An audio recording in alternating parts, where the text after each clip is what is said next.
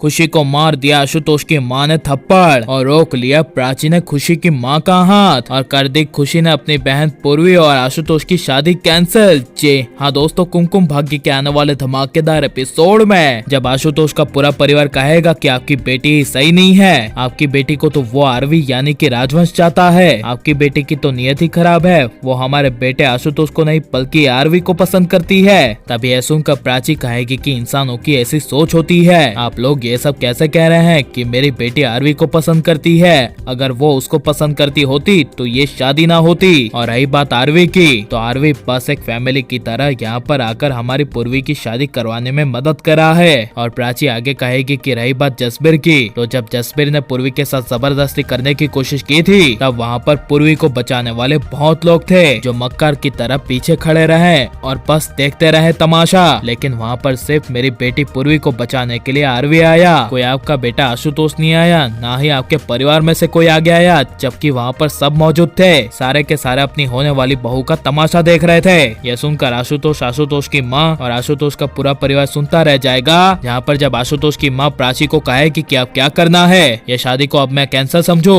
तब यह सुनकर पूर्वी की दी यानी खुशी आगे आकर आशुतोष की माँ कहेगी, हाँ अब आपको क्या लगता है कि हम हमारी पूर्वी की शादी आपके ऐसे बेटे आशुतोष के साथ करवाएंगे? ये शादी यहाँ पर कैंसिल होती है, हम हमारी पूर्वी की शादी आपके ऐसे बेटे आशुतोष के साथ नहीं करवाएंगे, अब निकलिए यहाँ से। यह खुशी के मुंह से सुनकर आशुतोष की माँ को काफी बड़ा शौक लगेगा और आशुतोष की माँ खुशी को कहेगी कि तेरी इतनी हिम्मत। ये कहकर जब आशुतोष की माँ खुशी पर हाथ उठाएगी और खुशी को थप्पड़ मारेगी, तभी प्राची आगे आकर आशुतोष की माँ का हाथ रोक लेगी, जिसे देखकर आशुतोष की माँ को काफी बड़ा झटका लगेगा। और प्राची आशुतोष की माँ को कहेगी, अब क्या हुआ, क्यों आपसे सच बर्दाश्त नहीं हो रहा, आप ही बताइए कि आपका बेटा क्या पूर्वी के साथ शादी करने लायक है, या फिर मैं कहूँ तो आपके बेटे की जगह आपकी बेटी होती और आपका बेटा सामने वाला लड़का होता तो क्या अपनी बेटी की शादी ऐसे बेटे के साथ करवाती? तभी यह सुनकर आशुतोष की माँ कुछ बोल नहीं पाएगी और तभी प्राची कहेगी कि आपकी चुप्पी कह रही है कि आप अपनी बेटी की शादी ऐसे बेटे के साथ नहीं करवाती, इसलिए आपको अब सब समझ में आ गया होगा। बेहतर यही होगा कि यहाँ पर कोई आगे तमाशा किए बिना आप लोग यहाँ से निकल जाएं, वरना मुझे पुलिस वालों को बुलाना होगा जो आपके बेटे को मेरी बेटी पूर्वी को धोखा देकर जबरदस्ती शादी करने के इल्जाम में ले जाएगी जेल। यह सुनकर अपना सर झुकाकर आशुतोष की माँ और पूरा परिवार प्राची के सामने से चला जाएगा।